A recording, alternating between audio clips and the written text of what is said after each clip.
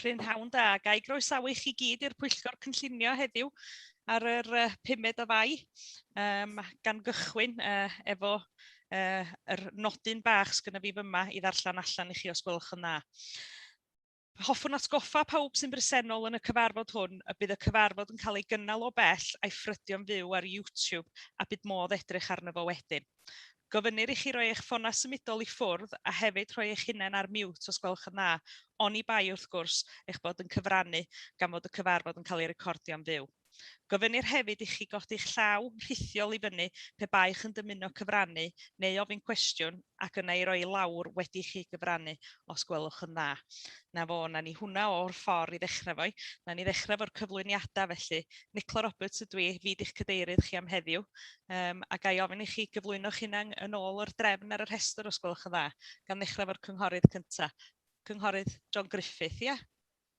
Bore da, John Griffith, cynghorydd dros Talabolion. Diolch yn fawr iawn. A'r nesaf, os gwelwch yn dda? Bore da, Councillor Glyn Haynes, Caergybi. Diolch yn fawr iawn. A'r nesaf? Prynhawn da, cynghorydd Terry Lloyd Hughes, Ynys Cymru. Diolch yn fawr iawn. A'r nesaf, os gwelwch yn dda? Ia, prynhawn da, Vaughan Hughes, Llygwy. Diolch yn fawr iawn i chi gyd. A'r nesaf, os gwelwch yn dda? Ken Hughes, Talabolion. Diolch yn fawr iawn. A'r nesaf, os gwelwch yn dda?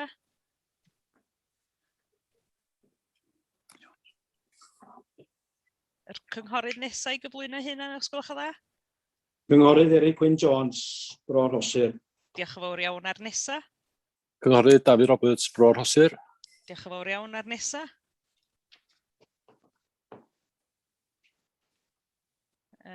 Cynghorydd Ieuan Williams, Llygwy. Gwych, diolch yn fawr iawn.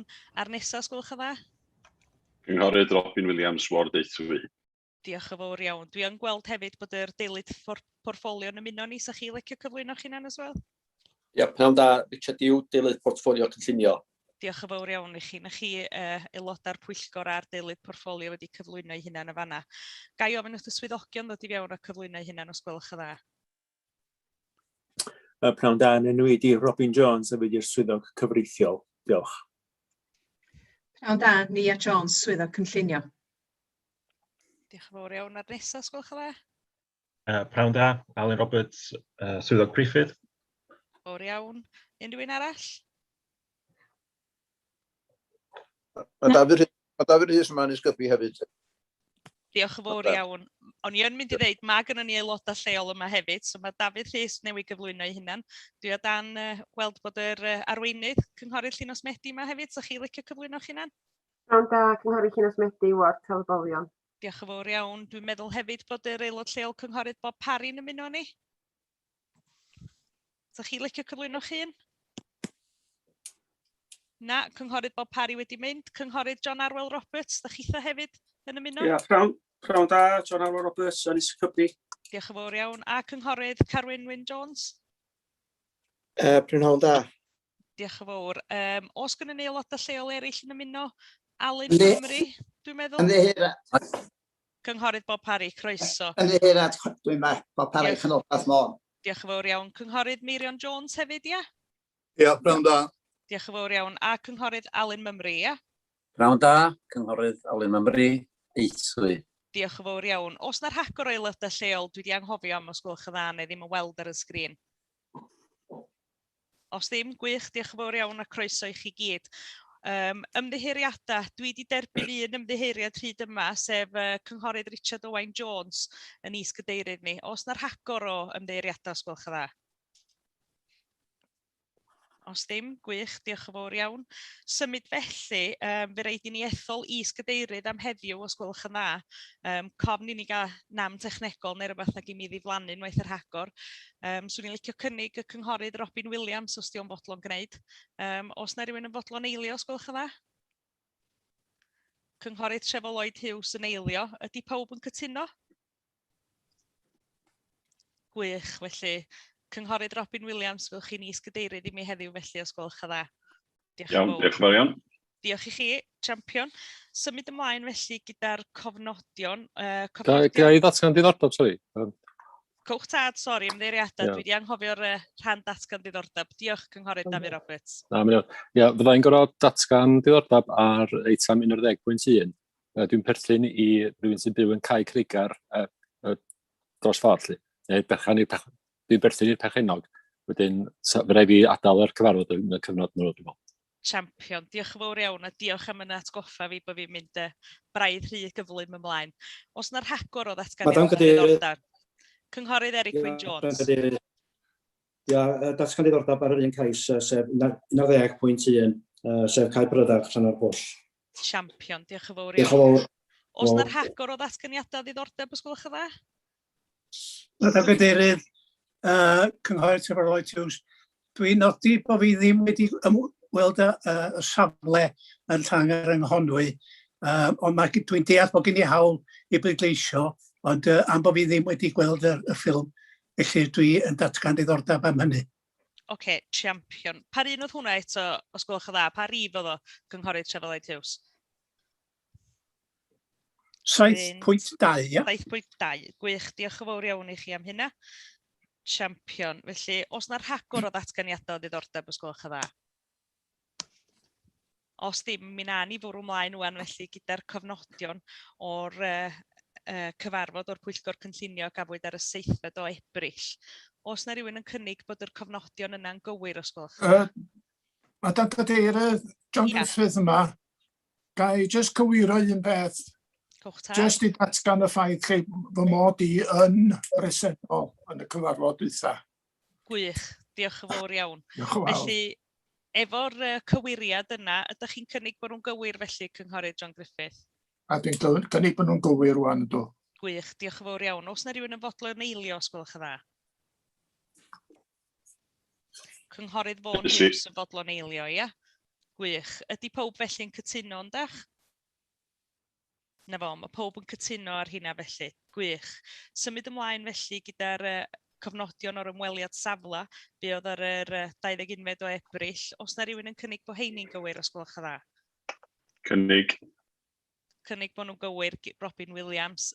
Sa rhywun yn fodlon eilio nhw, os gwelwch yn dda? John Griffith. Cynghorydd Ken Hughes, dwi'n meddwl, wedi cael yna just cyn chi, Cynghorydd John Griffith, ond diolch yn fawr iawn. Ydy pob felly yn cytuno bod heini'n gywir, os gwelwch yn dda? Na fo, mae hynna'n gywir hefyd felly. Gwych, diolch yn fawr iawn. Symud ymlaen felly gyda'r siarad cyhoeddus. Dwi o dan ddall bod gynnon ni 2 berson eisiau siarad, neu 2 eitem sydd angen cael ei siarad ar heddiw, sef y cyntaf ar y rhestr ydy cais 7.2, sef cais olweithredol ar gyfer codi modurdy ar tir ger Bron Castell yn Llanfer yng Nghonwy. Dwi'n gwir yn meddwl bod gynnon ni rhywun o blaid ag yn erbyn yma, felly os gai ofyn i Alice Haf, dwi'n meddwl, i gychwyn gyntaf, os gwelwch yn dda, os fysa chi licio cychwyn eich araith, mi fysa hynna'n wych. Hoffwn ddechrau gan ddiolch i chi am cyfle i gael siarad heddiw. Fi di Alice Haf a dwi'n cynrychioli mam a'n heulu heddiw. Mam yw perchenog Bron Castell, a Bron Castell oedd cartref Nain y Taid. Mae'r eiddo wedi bod yn perchnogaeth y teulu ers y flwyddyn 1990. Yn 2015 ar ôl i ni golli taid, ath mam yn byr wael a oedd bron i ni achosi, ac yr unig beth oedd yn cadw mam fynd oedd y syniad a'i breuddwyd ag dychwelyd i fyw i'w chartref unigol Bron Castell yn Llanfair yn Nghornwy. Gan fy mod i a nwy chwaer bellach wedi mynd i'r brifysgol, yr wan oedd cyfle mam i gael ei hun gyntaf yn dilyn rhoi mogwriaeth orau i ni'n tair. Roedd yn cael dychwelyd i Bron Castell a bod yn agos at ei theulu i gyd yn y pentref. Mae'r tir ger Bron Castell wedi bod yn destun siarad ers 2016 wedi iddynt gael nifer o geisiadau cynllunio wedi gwrthod ar gyfer codi tŷ a garej am nifer o resymau.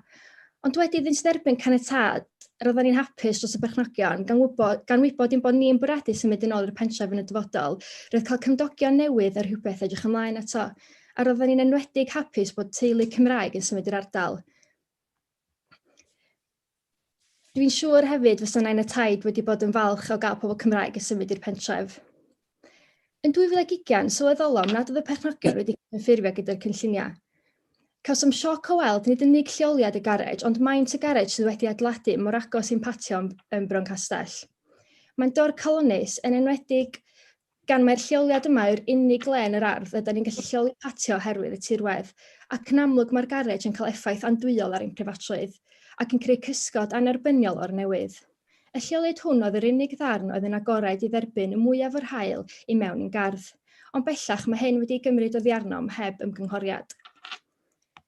Yn lwcus iawn, da ni wedi bod yn hynod, mae cyngor cymuned Cylch y Garn wedi bod yn hynod gynorthwyol wrth wynebu'r cais, a hefyd mae diolch i'r pentrefwyr sydd wedi'n cefnogi. Roedd 5 amod o'i caniatâd greiddiol wedi ei dorri. Bod y garej wedi symud 10 metr yn ôl i'r safle sydd yn cael effaith negyddol arnom ni. Mae llawr wedi ychwanegu yn ei wneud yn garej 2 lawr sydd eto yn cael effaith ar olau haul yn gardd. Mae'r ffenestr fawr wedi ychwanegu yn wynebu mewn at ein patio yn Bron Castell sydd yn cael effaith andwyol ar ein prifatrwydd. Mae o 1.4 metr yn lletach, hyn yn ychwanegu at y cysgod, a 1.9 metr yn uwch, hyn eto yn ychwanegu at y cysgodi ar ein gardd. Yn ogystal â'r 5 amod yma, maen nhw wedi gosod 2 ffenest skylight yn wynebu mynydd y garn, a nid yw'n siŵr os yw skylight yn angenrheidiol mewn garej.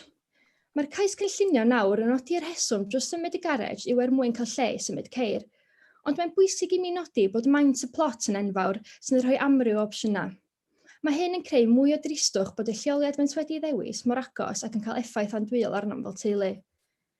Yn y cais sydd ger eich bron heddiw, nid oes esboniad na'r rhesymeg dros newid maint y garej, a nid yw'n siŵr os yw i symud 10 metr o'r safle ei wneud yn uwch ac yn lletach, ychwanegu ffenestri a llawr yn ei wneud yn haws i symud ceir.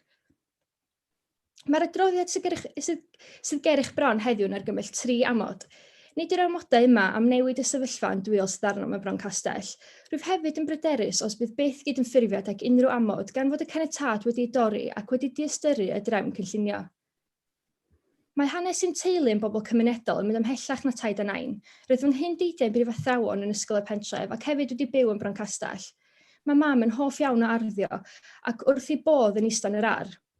Ond sut fydd hi'n gallu gwneud hyn mewn cysgod tywyll a garej anferth yma wedi tywyllu'r patio a'r ardd a dim haul yn yr rhagor? Mae'r gyfraith hawliau dynol wedi sefydlu bod yr hawl sydd gan unigolion fwynhau eiddo yn dawel heb unrhyw ymyrraeth gan eu cymdogion. Yn dilyn cyfraith achos, da ni'n gallu sefydlu bod gorsyniad preifatrwydd, gyfystyr ac ymyrraeth a'r mwynhad yna sydd gan perchenog o eiddo. Mae'r ffenestr fawr sydd wedi ychwanegu at y garej yn edrych reit i fyw y llygad ar y patio. Mae'n preifatrwydd wedi mynd yn gyfan gwbl, ond nid yn unig hyn, ond mae'r drws blaen y garej hefyd yn golygu bydd modd unigolion sydd mewn ag allan o'r garej ymyrryd ar ein preifatrwydd. Nid yw'r amod os oedd ffenestr wydr a neglur yn lleihau'r ymyrraeth hwn. Mi fyddant yn dal i allu edrych drwy'r ffenest, ac o'n ochr ni, mi fydd cysgod anghyfforddus tu ôl i'r ffenest, bob tro bydd rhywun yn sefyll yna. Fel y dwedais ar y dechrau, roedd bron i ni golli mam yn 2015 pam roeddwn ni yn y chweched dosbarth, a mae mam yn gorfod byw da'r cyflwr yma am gweddill ei hoes. Roedd symud yn ôl i Bron Castell yn gynnig gobaith iddi gael mwynhad ei phlentyndod yn yr ardd mae'n ei alw'n adra. A da ni gyd yn heiddi lle i deimlo'n ddiogel i gael preifatrwydd ac i alw'n adra. Ac fy ymuniad i ydi mam gael hynny, a rwyf yn gofyn i chi fel Pwyllgor sicrhau nad yw'r rhywun sydd yn torri proses cyfreithiol o ganiatâd cynllunio yn cael yr hawl i ddiastyru pwysigrwydd cydymffurfiaeth ac ymgynghori. Ac ar ran fi a mam, hoffwn ddiolch i chi am eich gwrandawiad heddiw. Diolch yn fawr iawn i chi fan Alys Haf. Os gen aelodau'r Pwyllgor gwestiynau, os gwelwch yn dda? Os does na ddim cwestiynau felly, gai symud ymlaen felly i'r cefnogwr, sef Ellen Pritchard. Madam Cadeirydd. Ymddiheuriadau. Cynghorydd John O'n i wedi codi llaw. Ymddiheuriadau, ddim yn gweld chi fyny fanna. Na, ni wedi cael disgrifiad reit dda o'r effaith o'r adeilad yma ar Bron Castell. Sy'n slicio holi Alys Haf. Ddaru'r ymgeisydd trafod efo chi y bwriad i symud y modurdyn o i lle madd o wwan. Naddo, yn mis Gorffennaf flwyddyn dwytha ar i ni sylwi fod o wedi symud o lle oedd yr cynlluniau gwreiddiol yn deud i fod o'n mynd i gael ei osod. Iawn, diolch yn fawr. Diolch. Iawn i'r ddau na chi. Os na'r rhagor o gwestiynau os gwelwch yn dda? Na ni. Symud ymlaen felly gyda'r cefnogwr Ellen Pritchard. Sa chi licio cychwyn pan da chi'n barod os gwelwch yn dda? Gai, diolch yn fawr iawn i chi. Gai yn y lle cyntaf, diolch i chi oll am y cyfle yma i siarad ger eich bron. Nid hwn, fel oedd Alice yn esbonio, i'r tro cyntaf i mi ddod o'ch blaena, yn ôl y mis Mai 2017, dan amgylchiadau tra wahanol, ddim yn sefyll o'ch blaen yn cyflwyno mi fy hun a'n teulu, ac yn gofyn am eich caniatâd i ddatblygu'r pecyn tir ger bron castell am yr ynghorni, yn gartref i ni fel teulu ifanc. Bryd hynny, esboniais i chi fy mod yn fam ac yn wraig ifanc leol wedi fy magu'n hysgod Cylch y Garn, a bellach yn byw yng Nghemais. Ar y pryd, roedd ein mab Hynaf Thomas yn mynychu Cylch Meithrin Llanfeithlu yn y Coffee House adeg hynny, ac wedi ennill lle i fod yn disgyblion ieuengaf i fod yn dechrau gyrfa addysgiadol yn Ysgol Newydd Pryd y Llan. Roedd ein mab ieuengaf, Efan, yn ifanc iawn ac heb ddathlu ben blwydd yn flwydd oed hyd yn oed. Gyda hyn o gefndir, esboniais wrthych bod Paul, y gŵr a minnau, wedi prynu'r pecyn tir hwn, gyda'r freuddwyd o fod yn ei ddefnyddio ar gyfer adeiladu cartref i'n teulu ifanc. Fel Pwyllgor a chyda chefnogaeth gan y cynghorydd Llynas Medi Hughes, un o'n haelodau lleol a chyngor cymuned Cylch y Garn, bu chi'n ymbrydol roi bywyd i'r freuddwyd honno wrth ganiatáu'r hawl i ni fwrw ymlaen. By'r oes cafodd yr ryddhad a'r llawenydd bryd hynny, pan y bu mi dderbyn newyddion fy mod yn ddifrifol wael gyda Hodgkin's lymphoma, math o gancr ar y gwaed. Drwy gydol y cyfnod tywyll ac anodd hwn, fe gyda ni'n dyn yn y freuddwyd y bydda'n un dydd yn byw yn ein cartref newydd yng Nghôl Cylch y Garn. Pam meddach chi rhannu'r wybodaeth yma, does ganddo ddim perthnasedd i gyfraith cynllunio ac yn hynny o beth byddwn yn cytuno, ond mae yn darlunio ein bwriad a'n dyfalbarhad i fod yn cynnal y freuddwyd drwy bob hynda.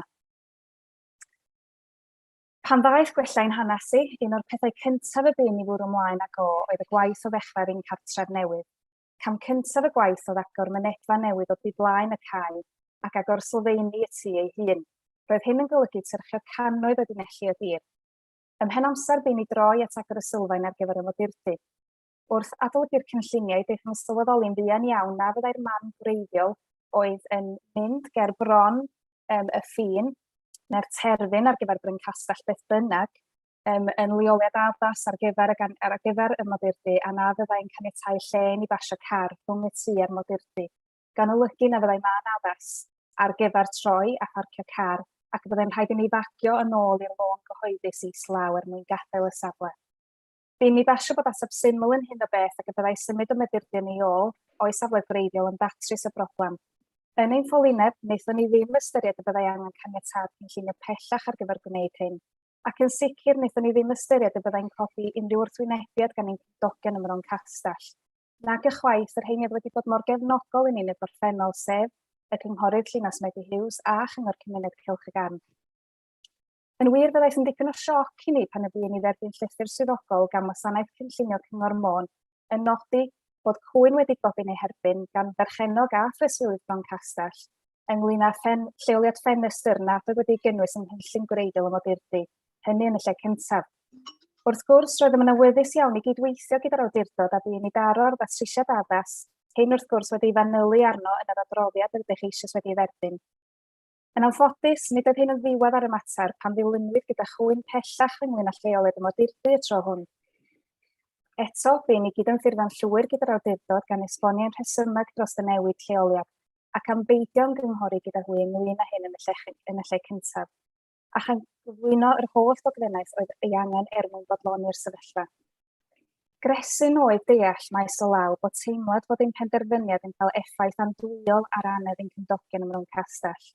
Gyda hyn o wybodaeth, gai yn nodi mod i wedi gwneud ymdrech i gysylltu gyda perchenog Mron Castell rhai misoedd yn ôl yn ystod haf 2020 mwyn ceisio trafod y mater yn gymdogol. Bu'n mi drefnu drwy cymydog a pherthynas i'r perchenog i fod o'r ardal i adael fy manylion cyswllt gyda'r perchenog yn anffodus ni chafwyd unrhyw ymateb. Rhyddhad oedd derbyn yr adroddiad diweddar gan y gwasanaeth cynllunio sydd yn derbyn ein rhesymau ymarferol dros y lleoliad y modurdy, ac yn cadarnhau bod y datblygiad yn cydymffurfio ar polisïau cynllunio perthnasol. Hoffwn nodi'n ogystal ein bod yn fodlon iawn cydymffurfio gyda'r amodau sydd wedi ei nodi yn yr adroddiad hwnnw. Yn wir, mae'n ymddangos bod y sefyllfa yma wedi creu cryn boen meddwl a loes ar y ddwy ochr. Ein dymuniad mwyaf yw ein bod yn gallu symud o'r sefyllfa yma yn gytun ar ffordd ymlaen ac yn hynny o beth byddwn yn fodlon iawn trafod ac ystyried unrhyw addasiadau rhesymol gyda pherchenog bron castell mwyn ymateb i phryderon. Gweithaf yr holl heriau, mae'r freuddwyd ddim i gyfeirio ati ar y cychwyn dal yn fyw, ac rydym yn edrych ymlaen at gael bod yn aelodau llawn o ardal Cylch y Garn ac yn gallu cyfrannu at y gymdeithas honno. Diolch eich am eich gwrandawiad. Diolch yn fawr iawn. Os gyn aelodau'r Pwyllgor gwestiynau i'r cefnogwr Miss Elen Pritchard, os gwelwch yn dda? Cynghorydd John Griffith. Diolch yn fawr, Madam Cadeirydd. Mrs Pritchard, ddari chi o gwbl ystyried y ffaith lle ydych chi'n lleoli y garej ŵan yn mynd i ymharu ar mwyndera cartra Bron Castell? Na, fo gai fod yn onest a dweud na wnaethon ni ddim am y rheswm bod y garej yn ôl y cynllun gwreiddiol gafodd ei ganiatáu yn mynd yn erbyn terfyn Bron Castell fel ag yr oedd o. I fod yn fanwl gywir, mae safle'r garej bellach yn bellach o'r wrth y terfyn hwnnw nag oedd o wedi ganiatáu yn wreiddiol. Ac felly wnaethon ni ddim ystyried y bydda fo yn effeithio ar mwyndera anedd Bron Castell. Wrth godio, mae hyd i lled a cychdero yn sylweddoli yn reit sylweddol mwy na be gawsach chi ganiatáu yn wreiddiol. Fysa hynna ddim di deutha chi bod chi angen caniatáu cynllunio? Os gai ymateb i hwnna gan ddeud, dwi'n yn siŵr fyswn ni'n cytuno sylweddol yn fwy. Da ni'n sôn am 1.4 metr ac ychydig iawn yn uwch. Ond dwi yn derbyn, ac fel o'n i'n nodi yn y darn yr oeddwn i'n ei ddarllen y fyna, gyda wrth edrych yn ôl, mae'n debyg y ddyliau ni fod wedi edrych am hawl cynllunio, ond ar y pryd yng nghanol prysurdeb bywyd ac y cyd-destun dwi wedi gyflwyno i chi, wnaethon ni ddim ystyried y bydda'n rhaid, a da ni yn ymddiheuro am hynny. Diolch yn fawr. Fi'n derbyn hynny. Mae'n plot reit fawr. Na chi roed ystyried gosod y garej wrth ochr y tŷ? Mi fysa ni wedi gallu symud at y tŷ, ond be oedden ni feddwl oedd yn ymarferol, da ni'n symud o yn ôl jyst mwyn rhoi digon o le i symud car. Yn sicr fysa ni wedi meddwl, taswn ni'n symud y lleoliad yn llwyr, bydda angen hawl cynllunio pellach i wneud hynny. Ond oedden ni, fel dwi'n dweud, yr rhesymau ymarferol am ei symud oedd jyst symud o'n ôl fel bod yna ddigon o le i basio car, fel dwi'n siŵr gafodd ei amlygu yn y fideo anfonwyd atoch chi o'r safle. Diolch yn fawr iawn. Iawn, diolch yn fawr chi. Diolch. Cynghorydd Robin Williams a wedyn cynghorydd Dafydd Roberts eisiau dod i fewn, dwi'n meddwl. Ia, diolch yn fawr. Mae un rhan o'r cwestiwn wedi cael ei atab yn barod, wedyn na'i'n ymelaethu ar hynny. Ond gai ofyn, pwy sy'n gwneud y gwaith adeiladu ar eich rhan chi? Sgynnych chi adeiladwr proffesiynol yn gwneud y gwaith? Oes. Da ni yn rheoli'r prosiect, os lecwch chi, felly mae Ngwri yn sair coed. Mae o'n neud y gwaith coed i gyd, ond o ran y gwaith codi blocs ag ati, mi da ni'n dod â pobl i mewn wneud y gwaith hwnnw. A wnaethon nhw ddim eich cynghori chi a bysach chi angen caniatâd cynllunio wrth symud y garej cyn bellad o'r safle gwreiddiol? Na do. Diolch yn fawr iawn. Cynghorydd Dafydd Roberts. Cwestiwn tebyg iawn o gen i, hynny yw, gan bod y cynlluniau wedi newid, ond na bensaer ynghlwm lle. Wnaethon chi ddefnyddio pensaer a nath hwnnw yn cynghori hynny chwaith lle? Dydy plannu ar garej ei hun ddim wedi newid o gwbl, dim ond lleoliad y garej. Felly, wrth gwrs, o rhaid i ni gael pensaer wrth gwneud y cais olweithredol i ddarlunio y ffenast sydd wedi ychwanegu a y ddwy ffenast oedd Alice Haf yn gyfeirio atyn nhw sydd yn y to, sydd yn gwynebu at yn tir ni. Ond doeddwn ni ddim wedi cael pensaer i wneud y dyluniadau yna cynt nad ymlaen llaw. Diolch. Diolch yn fawr iawn. Os yna'r rhagor o gwestiynau gyn aelodau'r Pwyllgor, os gwelwch yn dda? Os ddim felly, gai ddiolch yn fawr iawn. Oes, dwi'n mynd i ofyn un cwestiwn arall os gai, Madam Cadeirydd. yn ôl y dyluniad gwreiddiol, doedd na ddim ffenast i fod yn y fan nag oedd. Be nath i chi benderfynu rhoi ffenast i mewn? Garage ydi ar ddiwedd y dydd. Dwi'n mynd dallt yr angen i gael ffenast mor fawr mewn garage.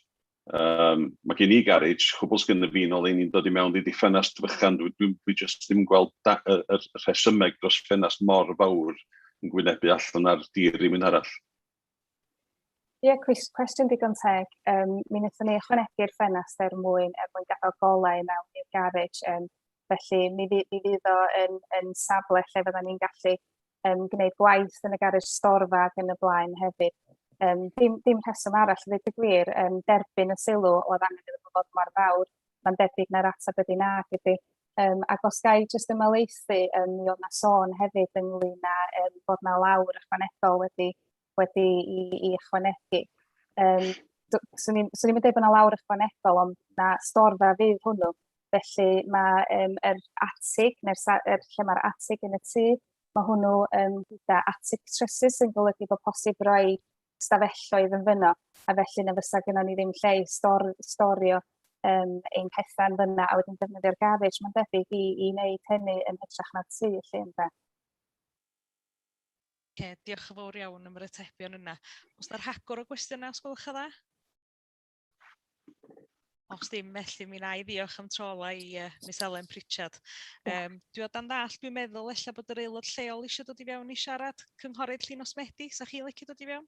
Ie, diolch yn fawr iawn. Mae'n bwysig i mi ar y dechrau yma. Mae yna rhyw sylw, o braf o cael cyfnodi cais teulu Pritchard yn ôl yn 2016 a bod nhw wedi medru gartrefu fel Lyd Ofalus hefyd o ran cael teulu Cymraeg. Gai eich atgoffa chi hefyd na trafod symudiad garage da ni heddiw a dim lleoli cartra na tŷ, a felly eich cais sydd ger eich bron chi heddiw ydy cais ôl-weithredol. Ac wrth edrych yn ôl ar hanes deddfwriaeth cynllunio, y rhesymau mae yna ddeddfwriaeth cynllunio ni le ydy bod angen rheola ni lle i ddiogelu mwyndera bobl, a bod gen bobl hawl i ymgynghori a cael llais yn y drefn cynllunio, a dyna sy'n rhysdau i bob tro mae gennym ni gais ôl-weithredol. Mae o'n diystyrru pwysigrwydd barn bawb sy'n cael ei effeithio ag unrhyw ddatblygiad. Gai hefyd, os da chi'n meindio fi droi at yr adroddiad, ac y cwestiwn mawr i mi heddiw i chi fel pwyllgor cynllunio ydy, os fysa hwn yn dod ger eich bron a ddim yn ôl-weithredol a fysa fo'n dderbyniol. Ac pan da chi'n mynd drwy'r adroddiad a bod chi'n gweld dro ar ôl dro bod y swyddog cynllunio yn cydnabod bod y garage yn fwy, yn cydnabod bod yna gysgodi, yn cydnabod bod y ffenast wedi lleoli yn y lle anghywir a ddim yn dderbyniol, dwi'n clywed fodd bynnag drwy'r gydol yr adroddiad yna. Dydy fodd bynnag ddim i fod mewn adroddiad cynllunio oherwydd mae'r cynllunio yn fod ar gael i bawb, ni fod i ddiogelu pawb fama, a mae'r garage yma wedi'w symud ac yn cael effaith andwyol ar preifatrwydd, ar cysgodi. Ac os newch chi edrych ar achosion cynllunio, mae hynny'n ddau o bethau. Pan maen nhw'n mynd i apel, maen nhw'n ddau o bethau sy'n cael ei ystyried yn bethau difrifol. Bod preifatrwydd unigolion a bod cysgodi a dwy'n gola hael oddi ar y bobl yn cael effaith negyddol. Dydy hwnnw ddim yn dod drwad yn yr adroddiad yma. Dwi'n mynd teimlo bod yr adroddiad yn cymryd hynny ystyriaeth. Gai hefyd ddeud yn anffodus i'r rhai fydd yn gwylio heddiw a ddim wedi gweld yr ymweliad safle. Mae'n bwysig nodi bod y lleoliad yma yn bellach os oes rhywun yn eistedd ar y patio yn Bron Castell. Mae y ffenestr bron iawn yn lygad rhywun sydd yn eistedd fan'na. Felly dim symud garage cyffredin ydy hyn. Mae hwn wedi'w symud a dwi'n meddwl mi nath yr ymgeisydd sôn ynglyn â bod o'n bellach oddi wrth yr ffin. Mae'n bwysig bod fi'n nodi hefyd, fel oedd Alice yn sôn, dwi bellach yn nabod yr adeilad fel shed taid hefyd. Mi oedd yr garage gwreiddiol yn fod wrth ymyl y shed sydd gan Bron Castell, a mi oedd hynny'n symud o'i lawr yr ardd a ddim wedyn yn dod yn mor agos i'r patio. Felly mae'r symudiadau bach yma yn cael effaith fawr. Felly dwi'n gofyn chi fel pwyllgor cynllunio hefyd, dwi'n gwestiynu argymhelliad y swyddog ar sail rheola cynllunio. Dwi hefyd yn cwestiynu unrhyw gais ôl-weithredol. Da ni wedi mynd drwy'r broses cynllunio gyda'r teulu yma'n flaenorol. Maen nhw'n ymwybodol o'r drefn cynllunio.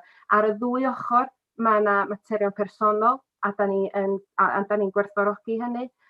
Ond yn anffodus i ni heddiw, mae adeilad wedi'w adeiladu heb ganiatâd cynllunio, a mae o yn cael effaith negyddol iawn ar berchnogion a presylwyr. Ac beth sy'n ddiddorol ydy, os da chi'n edrych hefyd, ydy'r cyngor cymuned yn cefnogi yr gwrthwynebwyr, ond hefyd yn trigolion. A mae yna trigolion wedi cysylltu hefyd yn fel rhan o'r ymgynghoriad yn datgan eu cefnogaeth i ddilyn Bron Castell. Felly, bydd ychydig yna o eiriau. Diolch yn fawr iawn i chi, Gadeirydd. Diolch yn fawr iawn. Oes gen aelodau'r Pwyllgor gwestiynau i'r aelod lleol os gwelwch yn dda? Os ddim, mae yna 2 aelod lleol arall ond bod nhw'n aelodau'r Pwyllgor. Dwi am gynnig iddyn nhw os dyn nhw eisiau siarad ar y cais wan, ta dyn nhw'n fodlon jyst cymryd rhan yn y Pwyllgor. Cynghorydd Ken Hughes, Cynghorydd John Griffith, ydych chi eisiau dod i fewn wan? Cynghorydd John Griffith. Iawn. Diolch yn fawr, Madam Chairman. Mae yna newid eitha sylweddol i'r cais gafodd ei ganiatáu yn wreiddiol. Mae o'n 10 metr pellach nôl ac yn fwy o ran hyd a lled ac uchder. A mae'n llawer agosach i gefn Bron Castell a mond ychydig o ddfodfeddu at ffin drws nesaf. Dylsa bod yr ymgeisydd yn gwybod yn iawn ei fod angen caniatâd cynllunio i newid yn cynllunio gwreiddiol, ond wedyn dewis i beidio wneud hynny. Gan gychwyn ar godi modurdy yn y safle bellach yn ôl ac i weld heb ymgynghori a pherchenog yr hen dŷ Bron Castell. Mae'r ymweliad safle wedi dangos yn glir i bawb ohonom fod y modurdy yn un anferth i gymaru â Bron Castell sy'n adeilad gweddol fechan. Ym mhob ystyr mae'r modurdy drwy y ffenast ar yr ochr ac wrth cael mynediad i fewn ac allan ohono yn golygu byddent yn gor-edrych drost Bron Castell. Ac oherwydd yr agosatwydd i cefn a gardd Bron Castell yn golygu colled preifatrwydd. Rydym wedi clywed sawl gwaith wrth ystyried ceisiadau nad oes gan neb hawl i gadw golygfa, ond mae gan pawb hawl i breifatrwydd. Dwi'n teimlo bod maint, lleoliad, y defnydd, yr agosatrwydd, y sŵn mynd a dŵad, y gor-edrych yn amharu yn sylweddol ar wyndera preswlwyr Bron Castell. Mae'r plot yn un eitha mawr gyda digon o le wrth ochr y tŷ i godi modurdy heb ymharu o gwbl ar Bron Castell. Na i atgoffa chi am polisi P-CUF 2 yn y cynllun datblygu lleol ar y cyd. Mae o'n deud, gyda'r meini pawb yn nodi, y gwrthodir caniatâd cynllunio lle bydda'r datblygiad arfaethedig yn cael effaith andwyol ar iechyd, diogelwch a mwynderau trigolion lleol. Diolch yn fawr, Madam Chairman. Diolch yn fawr yma wan i Cynghorydd John Griffith. Trydydd aelod lleol ydy Cynghorydd Ken Hughes. Ydych chi eisiau dod i fewn wan ta? Ie, iawn, diolch, Madam Cadeirydd. Diolch. Ie, mae gennych chi 2 deulu yn y fan yma sydd ei gwreiddiau yn ddwfn yn yr ardal. Un o gwrthwynebydd sy'n dod yn ôl i fyw i'r cartref lle magwyd a'r ymgeisydd sydd wedi cael caniatâd cynllunio i adeiladu cartref newydd. Dipyn o hanes i chi, fe benderfynodd y Pwyllgor Cynllunio yn groes i argymelliad y swyddogion i ganiatáu'r ymgeiswyr gael adeiladu ar y safle yma, fel bod rhywun cael dod yn ôl i fyw i'w cynefin. Oedd y penderfyniad cywir a pawb yn hapus drosdynt. Heddiw, y sefyllfa yw fod ganddo'n gais ôl-weithredol ar gyfer cadw mordydy sydd ddim wedi adeiladu yn unol â'r cais cynllunio. Wrth ddod i benderfyniad, rwyf yn ceisio rhoi fy hun yn ysgidiau y 2, yr ymgeisydd a'r gwrthwynebydd. Y peth hawsaf i mi fyddai atal fy mhleidliais, ond nid dwi fam eistedd ar y ffens, A'r penderfyniad ydy fod fi'n am yn cytuno gyda'r swyddogion am y resymau canlynol. Wyf eich cael yn anodd iawn i dderbyn bod swyddogion cynllunio yn dweud na ystyrir y bydd datblygiad arfaethedig yn cael effaith andwyol ar fwynderau eiddo cyfagos i'r fath raddau i gyfiawnhau gwrthod y cais. Tybiad fydd o'r un farn os yn byw yn Bron Castell. Cymeryd fod cynnydd maint y mordirdy yn dderbyniol, nid yw'r lleoliad yn dderbyniol o gwbl. Fe welwyd yn ystod yr ymweliad fod y safle yn fawr ei faint a bod digonedd o le i adeiladu mordirdy heb fod yn ymharu ar fwyndera yr eiddo cyfagos. Felly ar ôl pwysau mesur yn ofalus, fedra i ddim cefnogi argymelliad y swyddogion. Diolch, Madam Cadeirydd. Diolch yn fawr am hynny. Swn i yn licio dod o'r swyddog i fewn ar hwn os gwelwch yn dda i ni gael y cefndir i gyd. Ie, diolch yn fawr iawn i chi. Ie, fel da chi'n ymwybodol, cais olweithredol ydy hwn i gadw y garej fel mae o wedi adeiladu neu wrthi'n cael ei adeiladu ar y safle. Da chi wedi gweld yr fideo ddangoswyd i chi lluniau'r safle ar yr ymweliad safle, felly fyddwch chi'n eitha cyfarwydd a gosodiad y garej yn ei gyd-destun. Mae cynghorydd Llunos Medi wedi gosod allan y drefn i chi, ond jyst eich atgoffa chi, wrth ymdrin â cais olweithredol, ystyried rhinweddau'r cais ydan ni, a di-ystyru'r ffaith bod y garej wedi godi yn barod. Mae rhaid di-ystyru hynny, mae rhaid jyst asesu y bwriad ar ei rinweddau cynllunio, a nid tydi'r system wrth gwrs ddim yn cosbi ymgeiswyr drwy wrthod caniatâd cynllunio am y rheswm bod nhw wedi gofyn wedyn ar ôl adeiladu wrth gwrs ynde. Jyst i atgoffa chi o'r drefn, da chi'n hen gyfarwydd ar drefn fel Pwyllgor, ond jyst i atgoffa pob o'r drefn hynny a beth da ni yn ei ystyried heddiw. Fatha dwi'n dweud, mae yna ymweliad safle wedi gynnal. Mae'r garej chydig mwy nag oedd o ar yr caniatâd gwreiddiol. Mae wedi ychwanegu o 6.4 metr sgwar ar gynllun i 6.8 metr sgwar, 0.9 metr o uchdar yn ychwanegol i'r crib, a wedi symud felly o 5 metr i 5.9 metr o uchdar. A mae yna newid ychydig ar y dyluniad i gynnwys yr ail lawr yma neu'r storfa yn yr atig a'r ffenestri yma sôn amdanyn nhw. Mi welwch chi o'r adroddiad bod na moda'n cael ei cynnig, bod y garej a ddefnydd preswyl yn unig a bod yr ffenest yma sydd yn gwynebu'r eiddo cyfagos yn cael ei gosod hefo gwydr aneglur mwyn sicrhau nad oes a ddim goredrych a nad ydy ddim yn agor chwaith.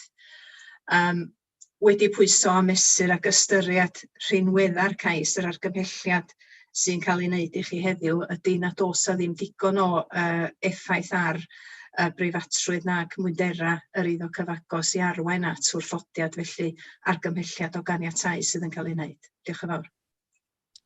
Diolch yn fawr iawn. Oes gen aelod o'r Pwyllgor gwestiynau os gwelwch yn dda i'r swyddog?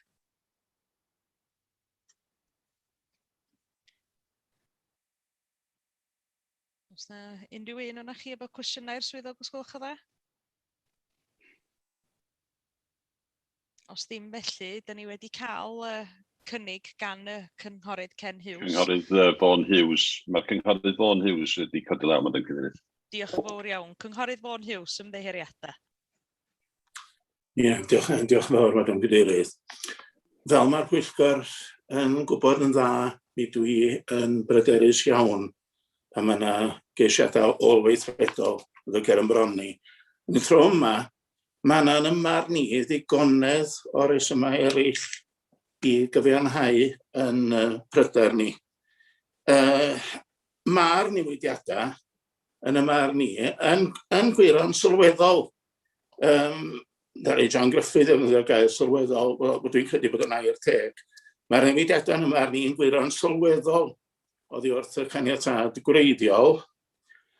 A mae hyblygrwydd yr adran gynllunio yn yr achos yma yn nharo i yn bryderus o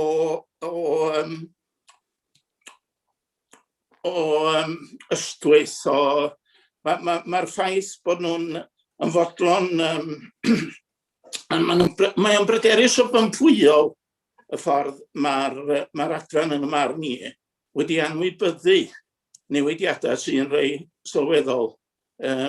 Ydw i'n anhapus iawn efo dyfarniad neu benderfyniad yr Pwyllgor Cynllunio. Diolch yn fawr iawn, Cynghorydd Vaughan Hughes. Oes na fwy o aelodau'r Pwyllgor efo cwestiynau, os gwelwch yn dda?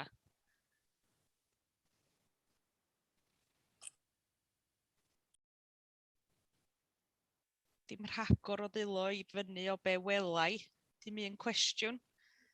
Wel, dwi'n meddwl bod ni wedi cael un cynnig yn barod gan y Cynghorydd Ken Hughes, sef un o wrthod argymhelliad y swyddogion. Oes na rhywun yn fodlon eilio'r cynnig yma, os gwelwch yn dda? Cynghorydd Vaughan Hughes yn fodlon eilio'r cynnig.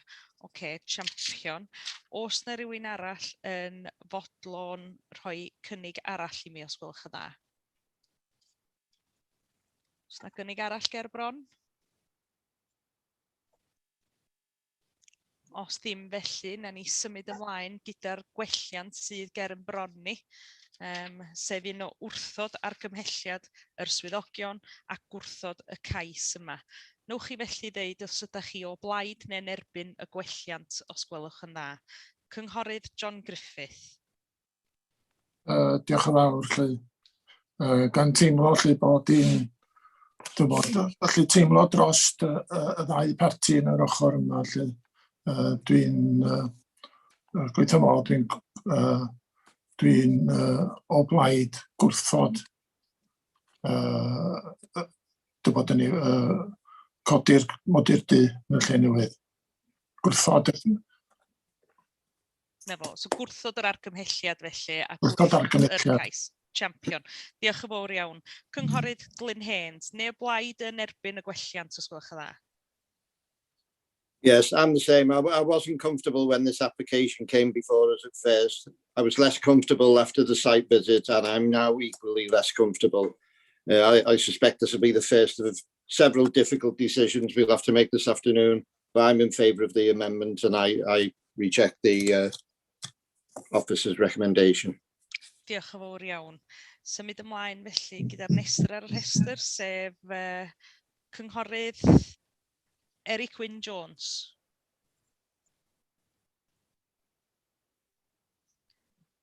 Cynghorydd Eric Wyn Jones, ydych chi weld fatha bod chi 'di rhewi ag ar mute. Ydych chi o blaid neu'n erbyn y gwelliant, os gwelwch yn dda? O blaid caniatáu. O blaid caniatáu, ia? Ia, na chi, ia. Champion. Felly, Cynghorydd David Roberts, o blaid neu'n erbyn y gwelliant, os gwelwch yn dda?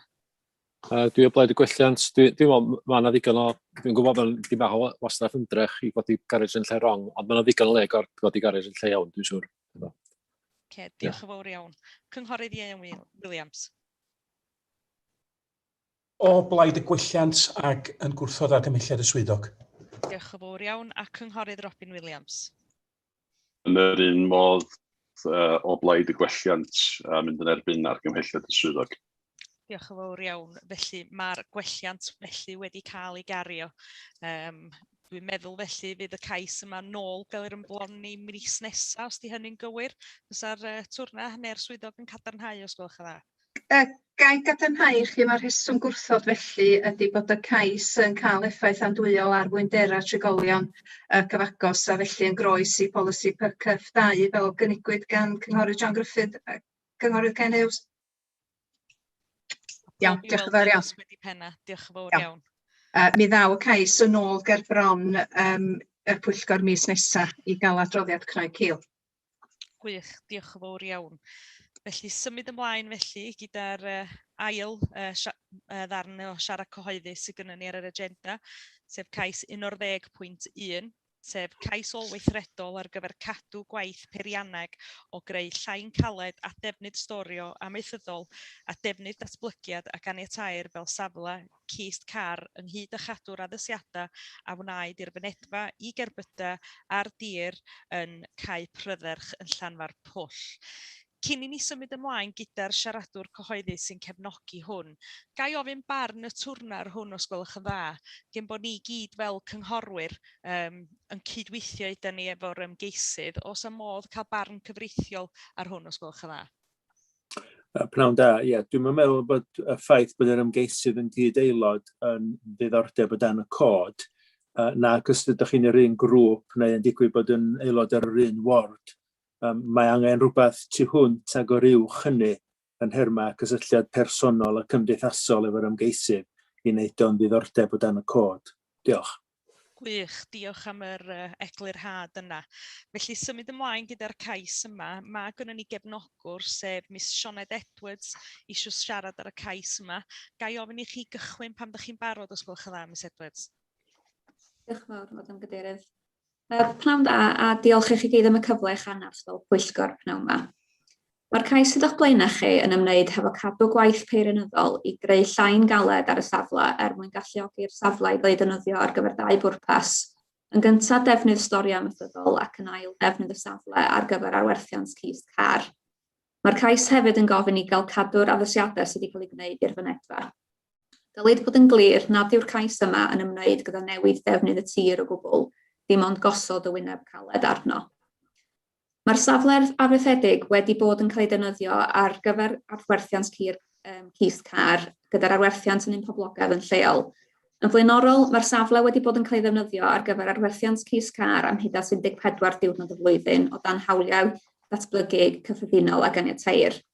Gan bod y safle yn tueddu fod yn wlyb, mi roedd yna angen i'r safle gael ei gwella iddo fod yn addas i bwrpas.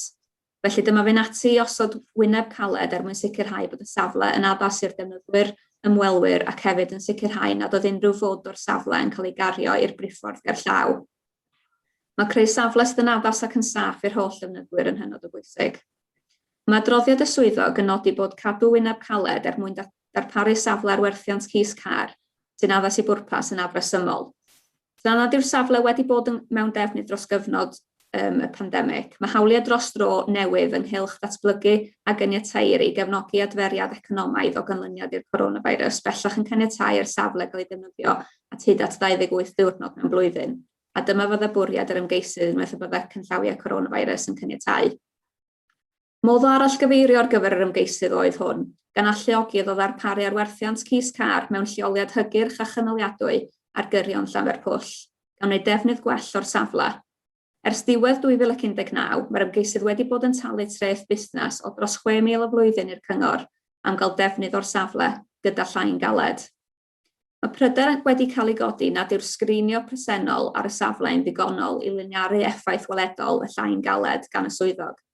Fodd bynnag, mae'r ymgeisydd yn barod wedi cynnig darparu cynllunio tirlunio ehangach, ac fel y nodwyd gan y swyddog yn ystod y cais, mae yna allu i gyflwyno'r cynllun hynna a'i gymrydwyo fel rhan o amod cynllunio.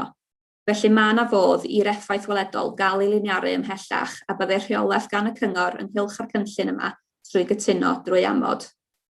Cyfeirir yn y adroddiad bod yr arwyneb yn cael effaith andwyol ar gymeriad y tirwedd gan ei fod mewn lleoliad cefn gwlad agored. Tra bod y safle tu allan i'r ffin datblygu, mae'n ffinio'n uniongyrchol gyda'r ffin a ffurf datblygiedig Llanfairpwll mewn lleoliad cynaliadwy. Ar sail yr uchod, gobeithio byddwch fel Pwyllgor yn gallu cefnogi'r cais yn ei chyfanrwydd yn hytrach na'r penderfyniad wedi hollti fel sy'n cael ei awgrymu gan y swyddogion. Diolch yn fawr. Diolch yn fawr iawn. Gai dod ar aelod lleol, dwi'n meddwl, sy'n eisiau siarad ar y cais yma, sef y cynghorydd Meirion Jones. Da chi eisiau dod syth i mewn? Diolch yn fawr, Madam Cadeirydd. Dwi ddim yn cael dim pleser dod i'r cyfarfod hwn heddiw a chyflwyno'r sylwadau hyn. Gwnaf yn glir nad wyf yn chwarae gwleidyddiaeth, yn chwarae politics.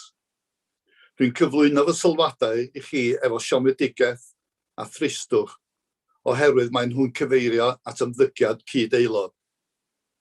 Ond mae gennau ddyletswydd i ddod yma i gyflwyno sylwadau etholwyr fy ardal sydd wedi cwyno ac fel aelod o'r cyngor bro sydd wedi gwrthwynebu yn gryf iawn. Mae'r gwrthwynebiadau am y datblygiad ei hun a hefyd y modd neu diffyg broses y datblygiad. Pan ddos i'n gynghorydd ar y cyngor sir 8 mlynedd yn ôl, ar ôl y dyddiau du, ac o dan y faner adfer enw da Môn, roedd yn gobeithio byddem yn cychwyn efo dalen lan a bod ymddygiad bob cynghorydd yn gwella. I'r cyhoedd sy'n cynnwys fy etholwyr, mae'r mater hwn yn edrych fel cynghorydd yn ceisio mantais. Drwy, yn y dechrau, anwybyddu'r broses a drefn cynllunio, proses a threfn mae nhw y cyhoedd yn gorfod ei dilyn. Mae'n gynghorydd a ddylai wybod yn well, oherwydd dan gyfansoddiad y cyngor, mae'n dweud yn 2.2.3.1.6 i gynghorydd gynnal y safonau uchaf o ran ymddygiad a moeseg. Ac mae o'n aelod o'r pwyllgor hwn, y pwyllgor cynllunio, ac wedi cael hyfforddiant bwrpasol. Da ni wedi clywed yn barod am hyn, sef yr agwedd arbennig nad ydyw yn cael ei gresawu byth, sef cais ôl-weithredol, y retrospective bondigrybwyll. O'r cychwyn cyntaf yn haf 2019, mae'r mater yma wedi ennill gwrthwynebiad a syndod. Gwnaeth yr ymgeisydd y gwaith o altrodd tir oedd yn gau amaethyddol heb ganiatâd cynllunio a heb hyd yn oed trafod y mater efo swyddogion cynllunio'r cyngor hwn. Rhoddwyd rhybudd iddo gan y cyngor i ddad-wneud y gwaith ac adfer y tir. Anwybyddwyd y rhybudd am gyfnod. Wedyn apeliodd y rhybudd, ond dim ond yr amser a ganiatâwyd iddo gyflawni'r gwaith o adfer y tir. Os oedd am geisio cyfiawnhau'r gwaith a'r newidiadau, yr adeg hynny oedd y cyfle iddo ei wneud, ni wnaeth. Yn ystod y Covid llynedd, rhoddwyd mwy amser iddo wneud y gwaith adfer. Eto, dim byd. Wedyn yn ddiweddarach, gwnaethwyd y cais hwn, cais ôl-weithredol. Soniodd un cymydog i'r safle am y traffig sydd yn pasio'r safle, sef ar hyd briffordd yr A5. Diwedd wythnos diwethaf, cyfrodd mewn cyfnod o chwarter awr, 88 o gerbydau yn pasio, ac mewn ail gyfnod o chwarter awr, 95 o gerbydau. Dywedodd y cymydog wrthyf bod ymddygiad yr ymgeisydd a'r cais hwn yn sarhad ar y cyngor wrth anwybyddu rheolau cynllunio a chario ymlaen yn ei ffordd ei hun. Os caniateir y cais hwn, bydd yn agor y giat i bob ffarmwr neu car wholesale. Mae'r peth yn warth ac yn codi amheuon a gwneud rhywun yn drwg dybus am gais cynllunio i'r dyfodol, ac mae angen diogelu at y dyfodol. Dwi ddim am wneud llawer o sylwadau am yr adroddiad. Mae'n glir a sylweddol ac wedi cael sylw yn barod yn y Daily Post dydd Sadwrn ac ar-lein. Wrth gwrs mae angen gwneud yn glir rhwng y datblygiad ei hun a'r ffaith mae cais ôl-weithredol ydi o. Mae angen ystyried natur neu sylwedd y cais heb beth bynnag y broses. Rhaid i mi gyfeirio at yr argymhelliad i ganiatáu'r fynedfa. Mae'n siŵr bydai pob cae amaethyddol ar Ynys Môn ac ymhellach yn gallu manteisio o gael mynedfa lletach. Nid ydyw hynny yn reswm am ganiatáu cais tebyg na'r cais hwn. Hefyd, fel y dywedodd gwrthwynebydd arall, mae edrychiad y fynedfa fel un diwydiannol, nid i gau a hynny ar gyrion pentref. Mae'r argymhelliad gweddill y cais yn cael ei wrthod. Un pwynt ddwedodd y cyflwynydd Sioned Edwards oedd bod y cys car wedi bod yn boblogaidd. Wel, dwi'n cwestiynu hynny. Dwi'n meddwl bod yna mwy na 2 wedi bod ac chydig iawn ar ei fynd i'r ailyn. Dwi'n sefyll gael yng nghywiro ar y mater yna, ond be oedd yn nghodi ynghrwchu ni o deud bod o'n boblogaidd, dwi'n meddwl bod o'n wir. Beth bynnag, fel dywedais eisoes, mae'r gwrthwynebiad chwyrn yn lleol a gofynnaf i chi wrthod y cais yn ei gyfanrwydd. Diolch, Madam Cadeirydd. Diolch yn fawr iawn y fan am sylwadau'r aelodau lleol. Os am modd o'r swyddog i fewn, wel, cos os gen aelodau'r pwyllgor gwestiynau, os gwelwch yn dda. Cynghorydd Ken Hughes. Ia, diolch ella i arbad amser a gan gofio beth oedd yr swyddog cynllunio yn gynharach bod rhaid ymdrin â bob cais olweithredol yn union fel ceisiadau sydd wedi dilyn y drefn cywir. Ydy'n bosib cael ymweliad safle? A reswm dwi'n gofyn dwi'n darllen yn yr adroddiad ynglyn â pryderon lleol ac yna rhoi sylw i ddau ohonynt. Pryderon ynglyn â bod allanfa a'r chfarchnad cob yn beryglus o agos i fynedfa'r safle ac yn ail mae'n rhy agos iddo preswyl.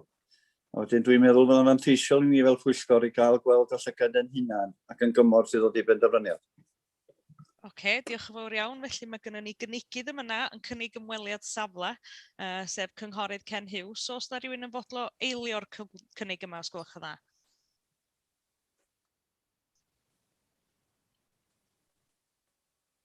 Neb felly eisiau ymweliad safle? Neb yn fodlo'n eilio, nagos? Diolch yn fawr. Ymddeheiriadau cynghorydd Ken Hughes, mae'r cynnig yna wedi disgyn. Ga i ddod ar swyddog sydd i fewn felly, os gwelwch yn dda? Diolch yn fawr, ia. Mae hwn, fel ydych chi'n ymwybodol, yn gais olweithredol i gadw'r gwaith peirianyddol i greu llai'n calad dros y safle ac i gadw hefyd y gwaith sydd wedi wneud i ymestyn y fynedfa. Mae'r cais wedi gyflwyno gan aelod lleol ac felly wedi wirio gan y swyddog monitro yn unol â'r cyfansoddiad. Fel cefndir i chi mae'r aelod lleol wedi rhoi trefnser cefndir i chi'n barod, mae yna rybydd gorfodaeth wedi weini a mi welwch chi o tudalen 33 o'r adroddiad beth oedd y cama oedd angen i cyflawni mwyn adfer y tir dan y rhybydd yna. Todd yr hybyr gorfodaeth ddim yn cynnwys y gwaith i'r fynedfa, gan bod hwnna yn cael ei ystyried yn waith oedd yn dderbyniol. Yn dilyn y pêl yn erbyn y cyfnod cydymffurfio ar hybydd, ymestynwyd y cyfnod cydymffurfio gan yr arolygaeth cynllunio i 6 mis yn lle'r 3 mis o sodwyd yn wreiddiol, a byddai angen felly fod wedi cydymffurfio erbyn mis Rhagfyr y llynedd. Yn y cyfamser, mi gyflwynwyd y cais olweithredol i gadw'r gwaith a'r cais yna sydd ger bron i chi heddiw. Yn unol â'r drefn arferol, tydi yr adran gorfodaeth ddim yn gorfodi tra maen nhw yn rhoi ystyriaeth llawn a chyflawn i y cais sydd ger bron hyd yn oed lle mae yna rybydd gorfodaeth mewn lle. Ac hefyd wrth gwrs chafodd fel soniodd yr aelod lleol wrthach chi, chafodd rhinwedda yr datblygiad dim o'i apelio, dim ond yr amserlen, felly mae o'n weddus i ni fod yn ystyried rhinwedda'r cais cynllunio yma heddiw. Eto, mwyn atgoffa pawb sy'n gwrando aelodau'r pwyllgor, tydi'r system gynllunio ddim yn cosbi oherwydd ceisiadau olweithredol. Be mae rhaid i ni wneud ydy ystyried rhinwedda'r ceisiadau fel maen nhw'n dod ger bron fel petaen nhw yn geisiadau o'r newydd, a mae'r cynghorydd Ken Hughes wedi sôn am hynny wrthych chi yn barod prynhawn yma. Fel sydd wedi nodi gyn yr siaradwr cyhoeddus, tos a ddim angen caniatâd cynllunio i ddefnyddio'r tir i bwrpas amaethyddol, na chwaith i gynnal sêl cist car. Yn arferol, mi allwch chi gynnal sêl cist car am 14 diwrnod mewn blwyddyn ar dir agored heb fod angen am ganiatâd cynllunio. Yn unol â'r diwygiad i'r gorchymyn cynllunio Gwlad a Thref 2021, rhwng 30 Ebrill 2021 a'r 3 o Ionawr 2022, so cyfnod byr, mae Llywodraeth Cymru wedi caniatáu cyfnod ychwanegol o 14 diwrnod ar gyfer y defnydd yna, sydd yn rhoi cyfanswm o 28 diwrnod ar gyfer cynnal sêl cist car, a hynny dim ond hyd at Ionawr 2022, rhag ofn bod yna rhyw gamddealltwriaeth o beth y siaradwr yn sôn amdano fo bod yr cyfnod wedi ymestyn i 28 diwrnod. Mae'r cyfnod wedi ymestyn i 28 diwrnod, dim ond tan y 3 o Ionawr 2022 ar hyn o bryd, 14 diwrnod ydi o fel arfer. Mae yna fodd bynnag angen caniatâd cynllunio ar gyfer gosod y llain caled ar wyneb y safle ac yr gwellianna i'r fynedfa, a dyna ydy'r cais sydd yn cael ei gysidro heddiw. Fel gwelwch chi o'r adroddiad, oes ddim gwrthwynebiad i'r gwellianna i'r fynedfa gan bod y gwaith yna yn cael ei ystyried yn welliant yn gyffredinol o ran defnydd gan drafnidiaeth, a tydio ddim wedi bod yn rhan o'r rhybudd gorfodaeth. Fodd bynnag, fel da chi'n gweld o'r adroddiad, ystyrir bod y llain caled yn o'r ddatblygiad o'r safle at y defnydd a bwriedir i wneud, a nad ydy o chwaith yn gwella cymeriad nac ymddangosiad y safle nac yn ymdoddi i'w amgylchedd. Mi fydd y swyddogion perthnasol wedi ystyried unrhyw amodau fedran nhw osod. Oedd y siaradwr yn sôn am dirlunio enghraifft mwyn medru lliniaru effeithiau, ond yn amlwg mae yna argymhelliad clir yn cael ei wneud i chi heddiw. Does ddim ystyriaeth bod yr amgylchiadau wedi newid ar y safle ers asesu'r datblygiad cyn gweini'r rhybudd gorfodaeth. Felly, o ganlyniad, argymhelliad o ganiatáu sydd ger bron i chi heddiw mewn perthynas ar fynedfa'n unig, ac argymhelliad o wrthod mewn perthynas a cadw'r llain galed. Diolch. Diolch yn fawr iawn am y wybodaeth yna i gyd. Os gen aelodau'r Pwyllgor gwestiynau i'r swyddog, os gwelwch yn dda? Cynghorydd Trefol Leithiws. Diolch yn fawr, Madam Cadeirydd. Mi ddwedwyd gan Sioned bod o'n lle glyb. Os yw ryw fath o hanes bod yr ardal yma, yr cae yma wedi bod yn lle glyb o blaen? Nealltwriaeth ydy bod hwn yn ardal EC2 o dan yr rheola llifogydd. Ond fel gwelwch chi o'r adroddiad, mae'r agwedd yna wedi asesu a gael yn dderbyniol. Mae yna flood consequences assessments wedi cael ei dderbyn fel rhan o'r asesiad y cais a gael yn dderbyniol. Diolch yn fawr. A wedyn, efo'r defnydd neu'r agoriad safle y mynedfa, ydy hwnna yn dangos chydig bach o wendid arna ni fel cyngor, bod ni'n medru gadael un peth i fynd ymlaen a ddim y llall. Fedrwch egluro hynna i mi, os gwelwch yn dda? Mae yna wellianna wedi cael ei gwneud i'r fynedfa. Lle tos sgynnoch chi ddim gwelededd, fedrai'm deutha chi'n union beth yw'r mesuriadau perthnasol, ond yn sicr lle mae rhywun yn gwella mynedfa, be bynnag di'r defnydd, cyn belled a bod yr edrychiad yn dderbyniol, mae hynna yn welliant yno ei hun yn tydi, achos mi fydd yna, does dim angen caniatâd cynllunio at y defnyddiau sydd wedi cael ei sôn amdanyn nhw, wedyn mi fydd yna bobl yn mynd yn ôl a blaen i'r safle. Yr asesiad ydy bod gwella'r fynedfa yn welliant i bob defnydd tydi, ac yn welliant ochr diogelwch priffyrdd. Wedyn, tydi hynny ddim wedi gynnwys yn yr rhybudd gorfodaeth, fysa fo'n afresymol i ni orfodi yn erbyn gwelliant yn bysa. Iawn. Oedd wrth ddweud hynny wedyn, fydde rhywun dweud mynedfa, gwella mynedfa yn rwla ar y sir yma, os di oedd i fewn i cynlluniau priffyrdd. Wel, asesiad priffyrdd dim heb ganiatâd, yn amlwg dim dyna ydy'r sylw dwi'n wneud. Mae rhaid i ni ystyried y cais sydd ger bron fel cais o'r newydd, bod y gwaith wedi wneud heb ganiatâd cynllunio. Dyna di'r ffordd mae'n briodol i ni fod yn ystyried y cais. Mae o'n welliant o ochr diogelwch priffyrdd, ac felly yr argymhelliad ar y mater yna'n unig ydy un o ganiatau. Diolch yn fawr iawn. Cynghorydd Robin Williams, dwi'n meddwl bod chi eisiau dod i fewn. Ia, diolch yn fawr iawn. Pigo fyny ar un o'r pethau nath cynghorydd Meirion Jones dweud yn gynharach. O ran y fynedfa, ia, dwi'n derbyn o ran y fynedfa ei hun bod hwn yn gwella ella y ffaith bod rhywun yn medru gweld yn bellach ar hyd y lôn un ffordd a'r llall. Ond mae rhaid ystyried yn yr achos yma na nid giat ffarm sydd yna bellach, ond giat fwy tebyg i giat, wel, ddim hyd yn oed fwy tebyg, mae hi yn giat industrial, sorry, dwi'n meddwl am y gair diwydiannol. Mae'n giat fawr diwydiannol I maint fel nath cynghorydd Meirion Jones I ddisgrifio gyna.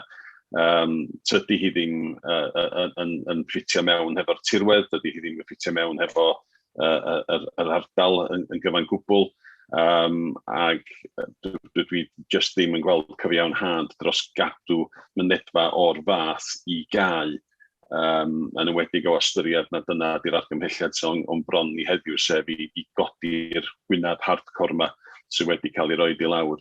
Felly dwi yn barod I wneud cynnig y Sky, Madam Cadeirydd, yn bod ni yn gwrthod y cais yma yn ei gyfanrwydd, a dwi'n cyfeirio at bolisia P-cyff 2 a P-cyff 3 o ran ymhenderfyniad I wrthod y cais yma. Diolch yn fawr. Diolch yn fawr iawn, Cynghorydd Robin Williams. Oes na gwestiynau eraill gen aelodau'r Pwyllgor os gwelwch yn dda?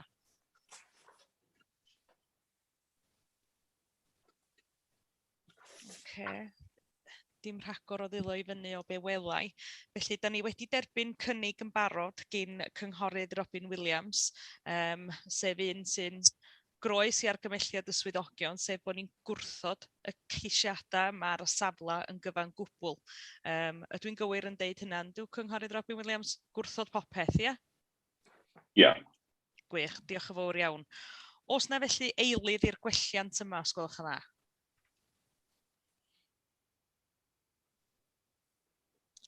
Dim eilydd i'r gwelliant yna'n anffodus. Felly mae'r gwelliant... Cynghorydd Trevor Lloyd Hughes. Mi ddau eilio fo, Madam Cadeirydd. Cynghorydd Trevor Lloyd Hughes felly yn eilio y cynnig I wrthod. Oes na rywun felly yn fodlon cynnig argymhelliad y swyddogion, sef un o wrthod y safle ond caniatáu y fynedfa, dwi'n meddwl, ydw i'n gywir yn deud hynna? Yndw. Diolch. Oes na rywun yn fodlon cynnig hyn os gwelwch yn dda? Cynghorydd John Griffith.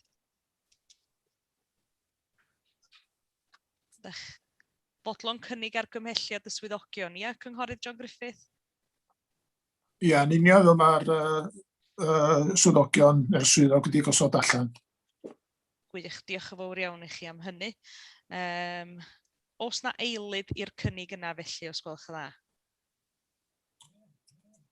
Yes, I'd like to second that, Nicola. Cynghorydd Glyn Haynes, diolch yn fawr iawn yn eilio hwnna felly. Reit, oes na gynnig arall os gwelwch yn dda? Os ddim felly, mi ro'n i'r gwelliant ger bron yn gyntaf, dwi'n meddwl ydy'r drefn, ia. Felly'r gwelliant ydy gwrthod pob dim. Mae o wedi cael ei gynnig yn barod gan Cynghorydd Robin Williams a wedi cael ei eilio gan Cynghorydd Trevor Lloyd Hughes. Nwch I ddeud felly os da chi o blaid y gwelliant neu beidio. A ni ddechrau felly efo Cynghorydd Ken Hughes. O blaid neu'n erbyn y gwelliant, sef gwrthod bob dim.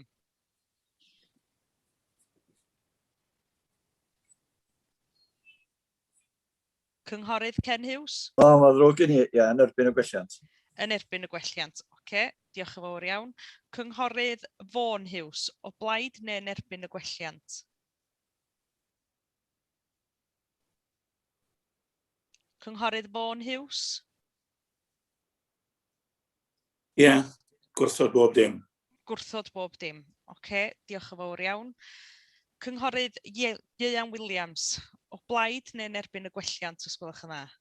O blaid y gwelliant a gwrthod bob dim. Na fo, diolch yn fawr iawn. Na fo, dwi'n meddwl bod rhaid symud ymlaen felly i'r cynnig arall hefyd, oes? Ydw i'n gywir? Dwi'n meddwl bod chi wedi cymryd pleidles gan pawb, ia?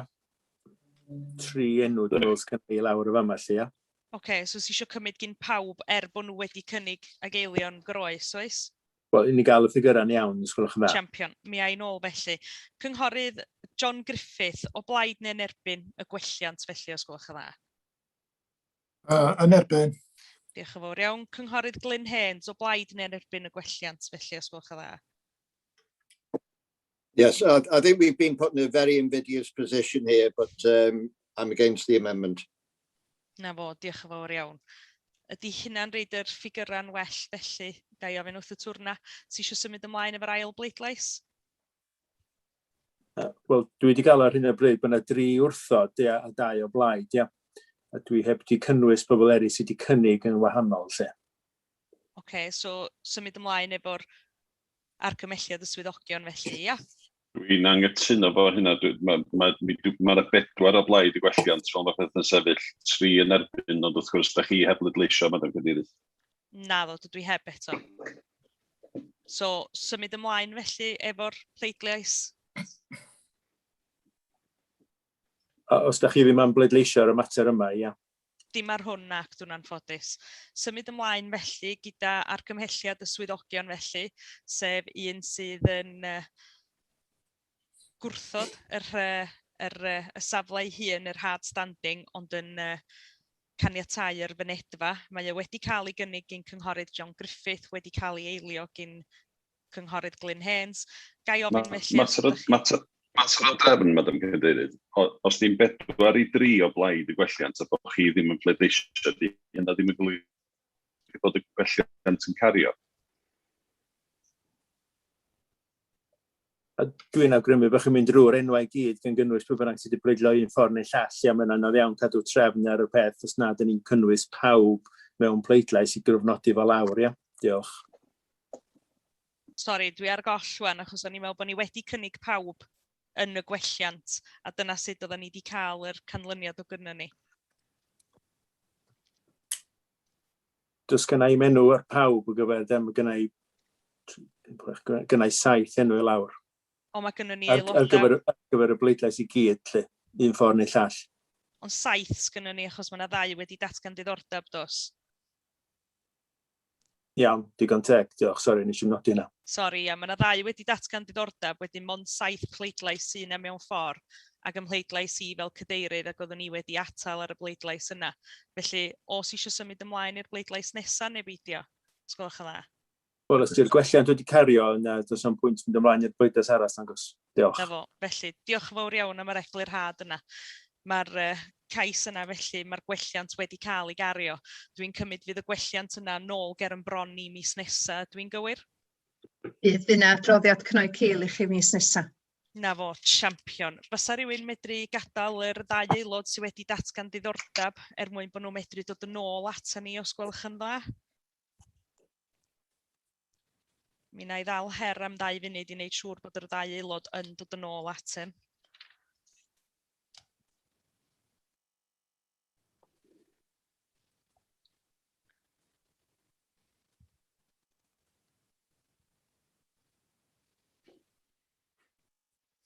Dim ond checio ydy cynghorydd David Roberts a cynghorydd Eric Wyn Jones yn ôl efo ni eto, os gwelwch yn dda?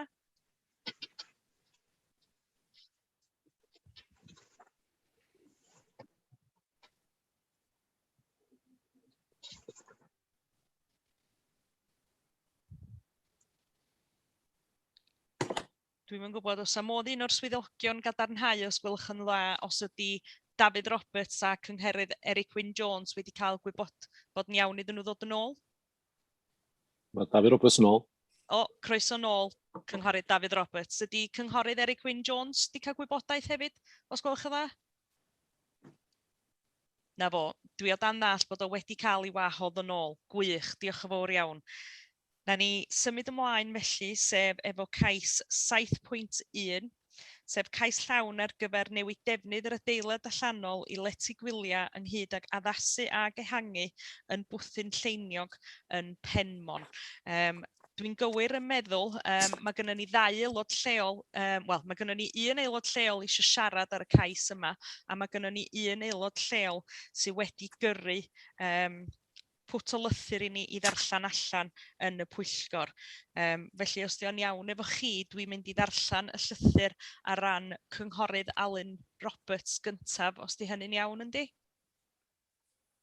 Na ni, champion. Pnawn da, ni fydda fe efo chi pnawn ma, felly yn ymddiheuro, ac o fyna felly i chi fel cadeirydd ddarllen hwn ar fy rhan ni. Rwydd yn ymddiheuro na allaf bod gyda chi heddiw. Hynny, fe faswn nhw'n hoffi dweud rhyw air neu ddau a thynnu sylw aelodau'r Pwyllgor Cynllunio at un neu ddau o faterion. Yn gyntaf, fe hoffwn diolch i'r adrannau priffyrdd a chynllunio am fynd ar afal efo y fynedfa. Mae hyn sy'n cael ei gynnig bellach yn lawer gwell na'r hyn y gynllunwyd yn wreiddiol.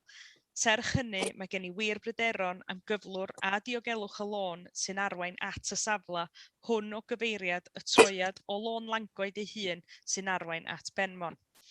Mae'r lôn yn beryglus i yrwyr ceir ac yn gwbl anaddas i gerddwyr. Yn yr un modd, mae y llwybr cyhoeddus i'r rhedag yn rhannol wrth ochr y lôn hon mewn cyflwr hynod o wael ac yn aml iawn o dan dŵr llifogydd. Mae'n bryder na fydd yn bosib defnyddio llwybr hwn yn y dyfodol. Yn yr un modd, mae y lôn a gyfeirwyd ati yn dioddef llifogydd mwy aml sy'n golygu na ellir ei defnyddio o gwbl ambell i ddydd yn barod.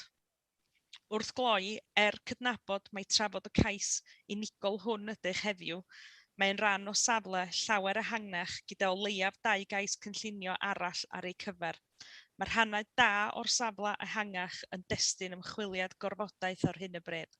Teimlaf y byddwn i a'r gymuned leol yn hapusach ei meddwl y dylid aros i'r ymchwiliadau hyn ddod i ben cyn penderfynu un ffordd neu'r llall ar y cais hwn. Gadawef hyn yn eich dwylo chi. Diolch am eich amser a cofion Cynghorydd Alun Roberts. Dwi hefyd o dan all bod y Cynghorydd lleol Carwyn Jones hefyd eisiau dod i fewn ar hwn. Dych chi eisiau dod syth i fewn wan? Diolch, Madam Cadeirydd. Yn amlwg nes i siarad mis dwytha ar ymweliad safle cynt hefyd. Felly dwi'n mynd i ailadrodd beth dwi wedi dweud yn flaenorol a dwi'n meddwl bod y Cynghorydd Alun Roberts wedi reit dwt yn fyna hefyd. Ond y beth bwysig ydy, mae hwn yn ddatblygiad efo llety gwyliau a bechod nad ydan ni ddim yn cysidro y datblygiad yn ei chyfanwydd oherwydd mae nifer, mae'r Cynghorydd Alun Roberts wedi dweud, mae yna geisiadau eraill a cynlluniau eraill ar y gweill ar y safle yma hefyd. A os am bechod fysa chi methu cysidro y niferoedd o ymwelwyr a'r prysurdeb i gyd yn ei chyfanwydd bod ti wedi dŵad yn pismil i ddweud gwir lle da.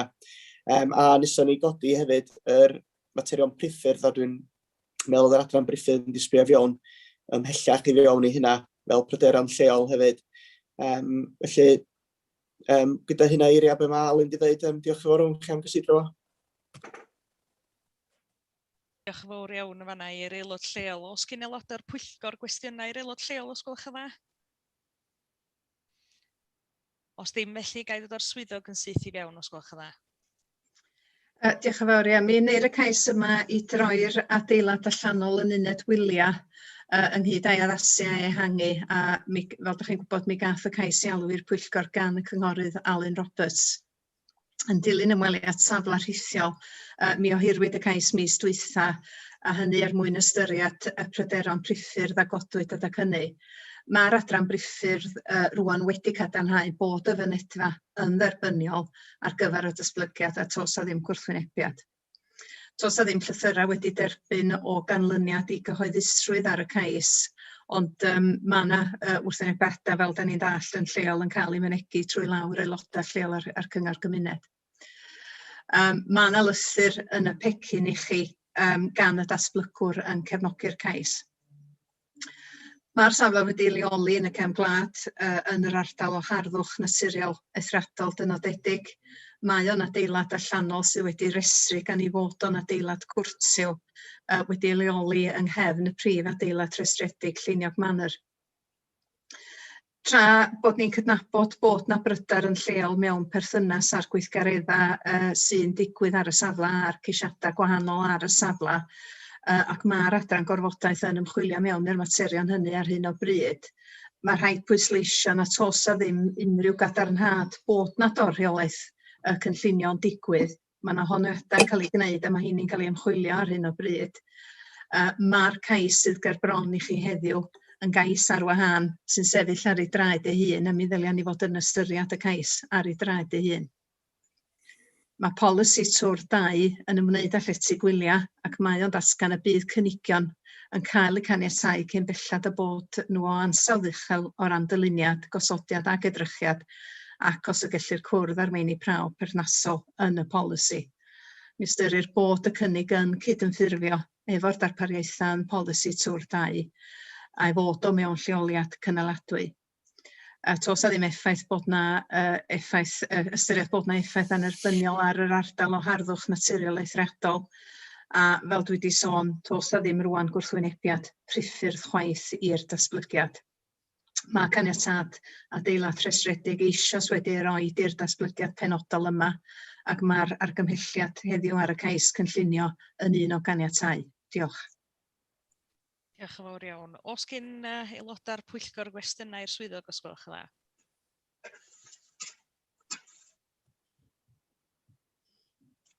Os ddim, os na rhywun yn fodlon rhoi cynnig i mi. Cynghorydd Ken Hughes. Diolch fawr iawn.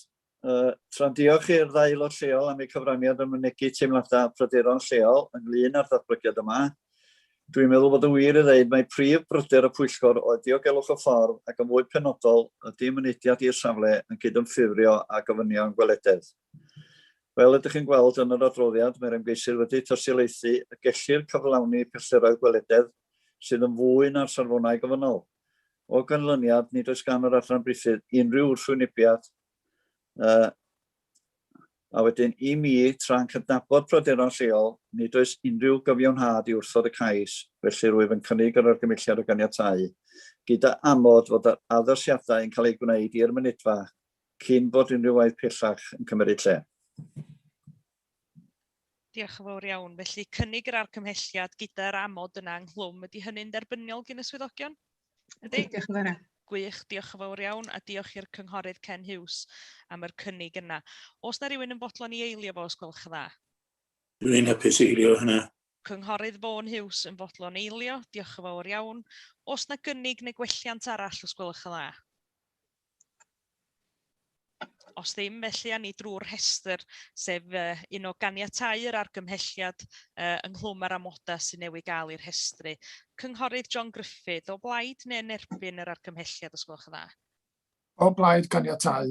Diolch yn fawr iawn. Cynghorydd Glyn Haynes, o blaid neu'n erbyn, os gwelwch yn dda? In favour. Diolch yn fawr iawn. Cynghorydd Ken Hughes wedi gynnig o. Syth ymlaen felly cynghorydd Trevor Lloyd Hughes, o blaid neu'n erbyn, os gwelwch yn dda? O blaid. Diolch yn fawr iawn. Cynghorydd Vaughan Hughes wedi ei eilio. Symud ymlaen felly cynghorydd Eric Wyn Jones. Cynghorydd Eric Wyn Jones, ydych chi o blaid neu'n erbyn yr argymhelliad, os gwelwch yn dda? Dwi'n meddwl bod ni wedi colli cynghorydd Eric Wyn Jones. Syth ymlaen felly cynghorydd David Roberts, o blaid neu'n erbyn yr argymhelliad, os gwelwch yn dda? O blaid. Diolch yn fawr iawn. Cynghorydd Ieuan Williams, o blaid neu'n erbyn, os gwelwch yn dda? Blaid. Diolch yn fawr iawn. A cynghorydd Robin Williams. O blaid. Diolch yn fawr iawn. Mae'r cais yna felly wedi cael ei gymrydwyo. Diolch yn fawr iawn. Symud ymlaen felly gyda'r agenda i 10.1. Cais o dan adran 73 i ddiwygio amod 2 o benderfyniad apel rhif APP blaenslais L68 blaenslais A blaenslais 17 blaenslais 316744 codi anedd mwyn diwygio lleoliad yr anedd ar mynedfa i gerbyda ar dir ger Bryn Teg yn Llansadwrn. Ga i ddod ar swyddog yn syth i fewn, os gwelwch yn dda? Diolch yn fawr iawn. Mae hwn yn gais i newid amodau ar y caniatad sydd eisoes wedi rhoi i adeiladu anedd farchnad agored, a hynny mwyn newid ychydig ar y lleoliad o fewn y plot a creu mynedfa ar wahân yn hytrach na mynedfa oedd wedi ariannu wreiddiol hefo mynedfa i gau. Mae'n tynnu groes i bolisi tai 6 gan bod y polisi hwnnw yn mynnu tai fforddiadwy mewn clwstwr. Rhoddwyd caniatad i anedd farchnad agored fel rhan o'r penderfyniad apel cyn mabwysiadu'r cynllun datblygu presennol. Tos a ddim gwrthwynebiadau wedi derbyn yn dilyn ymgynghoriad, ac mae'r newidiadau'n cael ei ystyried yn dderbyniol yn y cyd-destun, a tos a ddim effaith ychwanegol chwaith ar wynderau cymdogion ar ardal ehangach. Mi fyddwch chi'n sylwi o'r adroddiad bod amod 1 yn gosod dyddiad 11 o fis Mai 2021 fel cyfnod i gychwyn y gwaith, mi ddylia yr amod yna sôn am 2022 y blwyddyn yn ychwanegol i gyd-fynd â'r caniatâd sydd eisoes yn bodoli. Hefyd yn ychwanegol mi fydd angen amod i wahardd gweithredu ar y caniatâd gwreiddiol petai chi'n rhoi caniatâd i hwn heddiw mwyn sicrhau na dim ond un anydd sy'n cael ei godi ar y safle yn unol â'r caniatâd. Hefo'r cywiriad yna bod y cais yn dechnegol yn tynnu'n groes i bolisi tai 6 ar sail bod y manylion yn dderbyniol a bod na sefyllfa wrth gefn mae'r argymhelliad yn un o ganiatau. Diolch.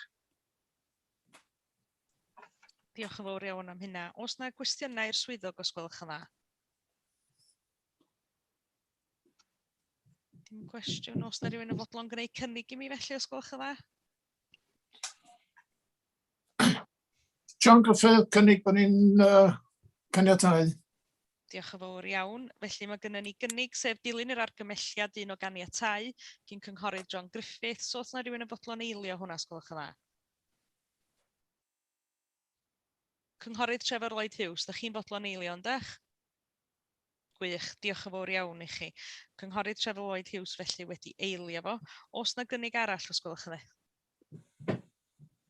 Os ddim felly, na ni symud ymlaen gyda'r bleidlais sef un o ddilyn argymhelliad y swyddogion. Cynghorydd John Griffiths wedi gynnig o, felly syth ymlaen i cynghorydd Glyn Haynes. O blaid neu'n erbyn yr argymhelliad os gwelwch yn dda? Yes, in favour. Diolch yn fawr iawn. Cynghorydd Ken Hughes. O blaid neu'n erbyn os gwelwch yn dda? O blaid. Diolch yn fawr iawn. Cynghorydd Trevor Lloyd Hughes wedi eilio fo, wedyn syth ymlaen i cynghorydd Vaughan Hughes. O blaid neu'n erbyn? Diolch yn fawr iawn. Cynghorydd Eric Wyn Jones, o blaid neu'n erbyn os gwelwch yn dda? Ymddiheuriadau cynghorydd Eric Wyn Jones, da chi ar mute? Mae'n ddrwg i ni newydd ddod i fewn i'r sgwrs. Dwi'n gwybod pa gais ti siarad amdano fo. Wedyn, mistedd ar yn ilo. Dim problem. Diolch yn fawr iawn, cynghorydd Eric Wyn Jones. Symud ymlaen felly gyda cynghorydd David Roberts os gwelwch yn dda. O blaid. Diolch yn fawr iawn. Cynghorydd Ieuan Williams. O blaid. Diolch yn fawr iawn. A cynghorydd Robin Williams. O blaid. Diolch yn fawr iawn. Mae'r cais yna felly wedi cael ei gymrydwyo. Diolch.